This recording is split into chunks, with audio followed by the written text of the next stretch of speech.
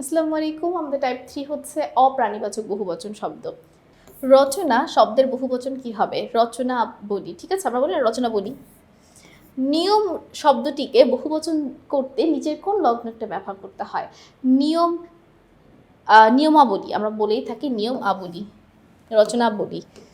কবিতা শব্দের বহুবচন কি? কবিতা গুচ্ছ, কবিতা মালা, কবিতা রাজি নাকি সমূহ? কবিতা গুচ্ছ। কেবল অপ্রাণীবাচক শব্দে ব্যবহার বহুবচন শব্দ কোনটি? হবে উত্তর কি? মালা বা রাজি। শৈবাল শব্দের সঙ্গে বহুবচন রূপ কোনটি মানানসই? শৈবাল দাম। কোনটি অপ্রাণীবাচক শব্দের বহুবচনে ব্যবহার করা হয়ে থাকে? আমরা কিছুক্ষণ আগে দেখে এসেছি দাম জিনিসটা। পর্বতের সাথে সবসময় মালা যুক্ত হয়, পর্বতমালা, এটা অনেকবার পড়ে এসেছে। তো সকলকে অসংখ্য ধন্যবাদ আমাদের সাথে এই টাইপটি করার জন্য। পরবর্তী টাইপে আমন্ত্রণ রইল। আসসালামু আলাইকুম, আল্লাহ হাফেজ।